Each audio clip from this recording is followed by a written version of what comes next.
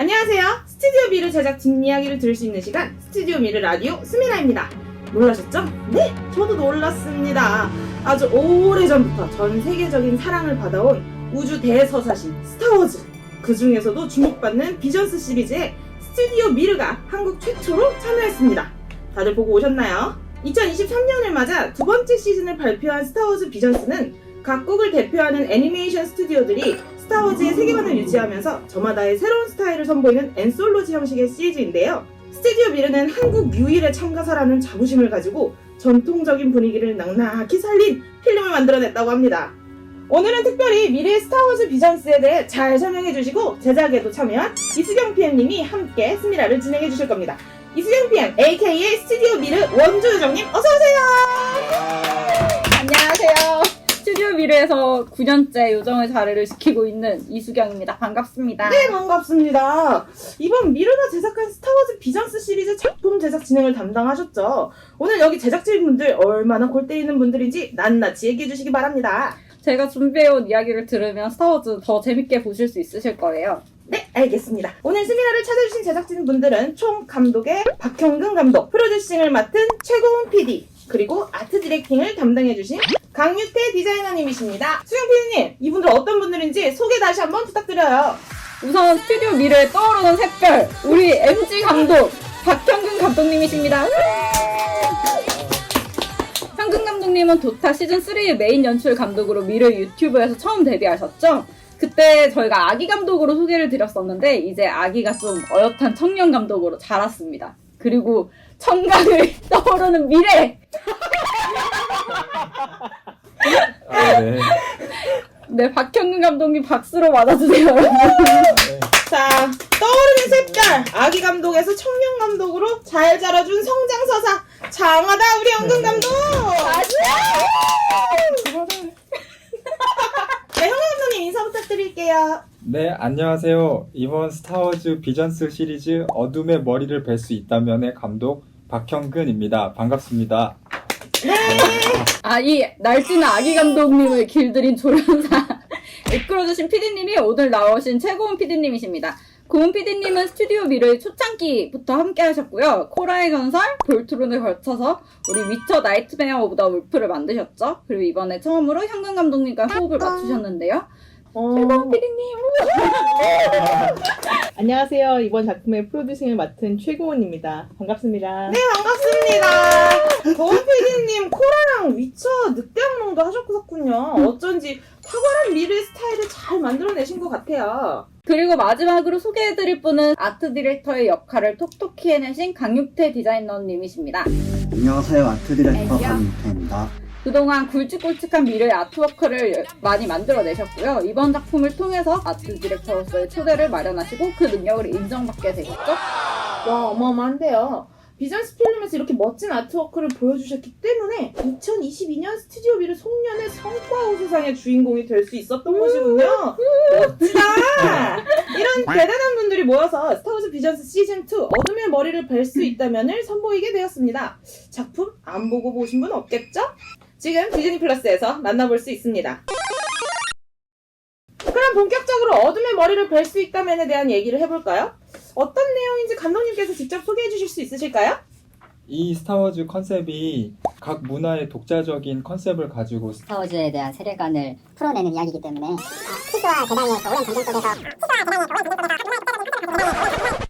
어떻게 돌파구를 찾아내는지 그런 이제 미션을 떠나가는 내용인데요. 저 잘 말하고 있나요? 네. 네. 근데 더 많은 이야기들이 있는데 시간 관계상 네, 그렇습니다. 네. 무슨 얘기인지 잘 알고 왔어요. 네, 죄송합니다. 이야기가 굉장히 길고 심오하다고 내용을 들었는데 혹시 다른 이야기들은 없었을까요, 피디님? 저희가 처음 받았던 원고는 훨씬 버전이 되게 다양했고요. 그다음에 아라하고 토르의 과거에 대해서 이야기가 많았고 또 돌가락이라는 행성에 대한 이야기랑 그리고 비찬에 얽힌 스토리가 좀 더 있었어요. 근데 원래 기획했던 러닝타임에서 시간이 좀 많이 늘어나는 바람에 그 스토리를 전반적으로 다 보여줄 수 없었던 부분이 조금 아쉽네요. 맞아요. 장편 시리즈물도 완전 가능할 정도로 설정이 아주 디테일하게 되어 있습니다. 그러게요. 이거 한 시즌 3나 시즌 4로 해서 낼 수 없나요? 어때요, 감독님? 저 죽습니다. 네. 저는 괜찮을 것 같거든요. 한 13편 정도로 해가지고 감독님 이제 맡으시고 해볼 수 있을 것 같아요. 다 만들어져 있다니까 그냥 네. 열심히 그리면 되잖아요. 그죠? 여러분이 만드신다고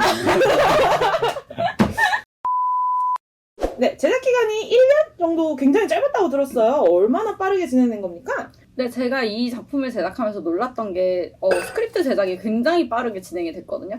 저희가 섭외한 작가님께 이런 걸 만들어주세요 라고 했는데 정말 단시간에 이런 엄청나게 멋있는 우주 대서사시 같은 이야기를 만들어주셔서 저희가 막 이렇게 피드백을 드리면은 다음날도 아니었어요. 10분 만에 바로 이렇게 해가지고 수정본이 딱 오는 거예요. 그래서 그런 걸 받고 너무 감격에 겨워서 지금 이 자리를 빌어서 다시 한번 작가님께 사랑한다고 말하고 싶어요.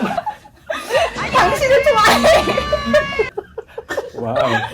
그 정도로 너를 좋아한다고. 네. 노래 부르는 거야, 지금? 맞아. 갑자기? 임 팀장이 엄청 진짜 좋아하다 못해 사랑하는 작가님이셨던 게 아니 작가님한테 일을 하라고 메일을 쓰라고 했더니 아니 러브레터를 쓰고 있더라고요. 세랑 작가님한테 작가님이 정세랑 작가님이요? 우리가 아는 그 정세랑 작가님이요?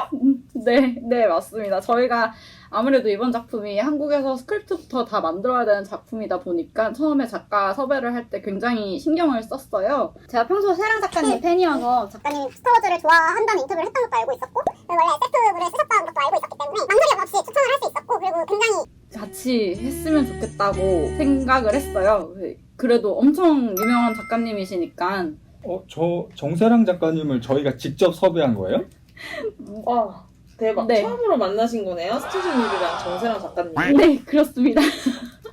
아직도 저는 작가님이 처음 스튜디오 미르를 방문하셨던 그날이 생생히 기억나는데요. 그날의 그 온도, 습도, 이 조명, 우리가 입고 있었던 옷까지 드라마처럼 다 기억하고 있어요. 진짜 오만 오두방정과 주접을 떨고 싶었는데 작가님 앞이다 보니까 굉장히 프로페셔널한 모습을 보여드리기 위해서 제가 노력했죠. 굉장히 노력했죠. 굉장히 침착하게 보이는데 입이 귀에 걸린 채로 있었기 때문에 다행이었죠. 참 코로나라는 게. 마스크 쓰고 마스크가- 있었으니까. 네, 마스크가 제 인권을 지켜줬습니다. 스튜디오 미르에서 함께한 스타워즈 비전스 시즌2 Journey to the Dark Head 어둠의 머리를 벨 수 있다면 디자인 이야기 짚고 넘어가야겠죠? 어린 아라의 등장과 오로라빛이 흐르는 돌가락 사원의 모습 디즈니 플러스에서 공개한 메이킹 인터뷰 영상에서도 보여준 내용이긴 한데 한국의 정서를 담기 위해 공부하신 게 많다고 들었어요. 유태 감독님 이거 많은 자료를 찾아보신 것 같은데 어떻게 이런 디자인이 나오게 되신 걸까요? 네, 일단 수많은 아티스트분들의 약간 피와 땀이 어린 시안들이 엄청 희생되면서 나온 디자인들이 아닌가 싶고요. 네.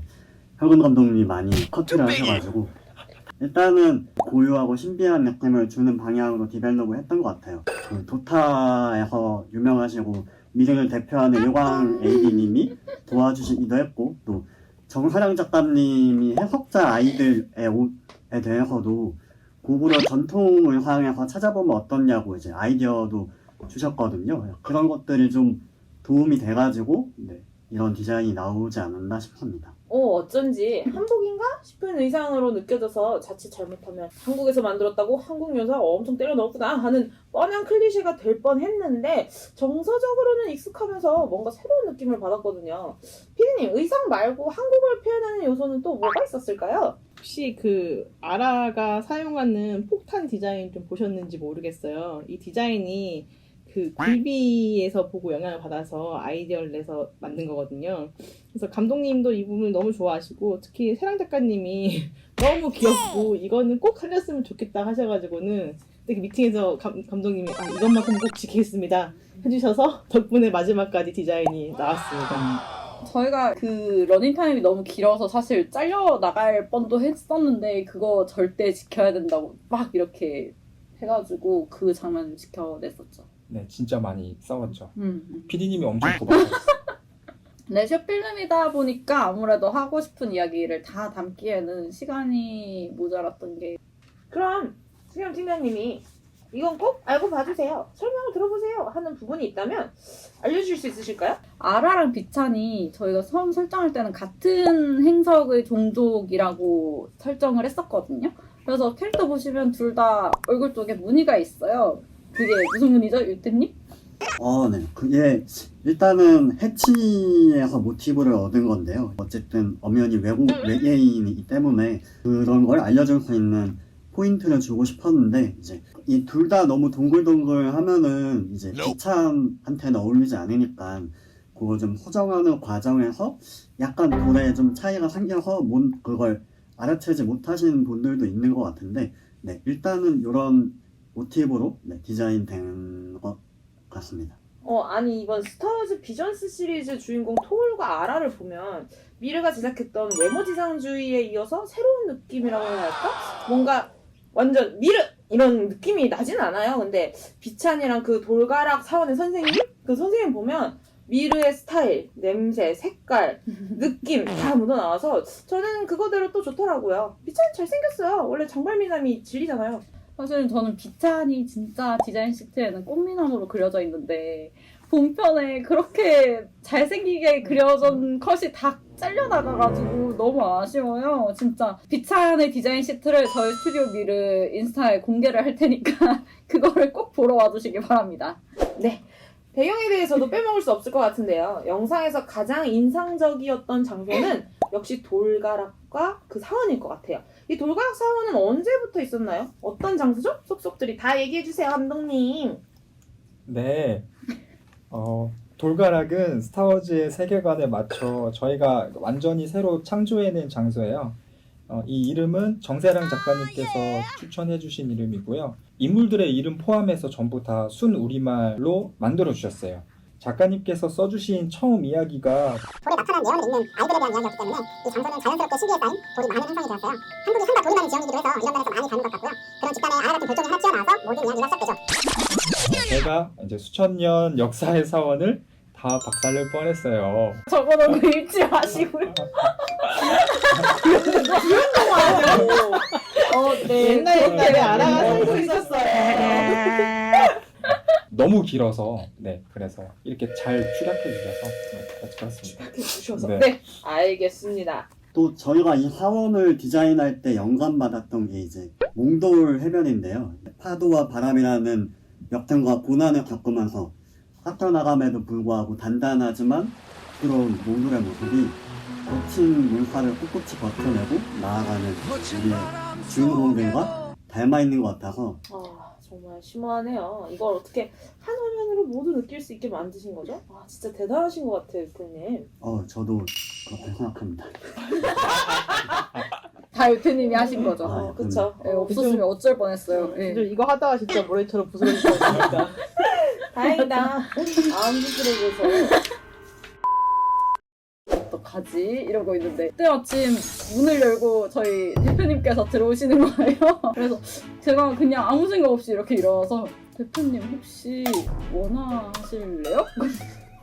그랬더니 대표님이 원하를 하라고?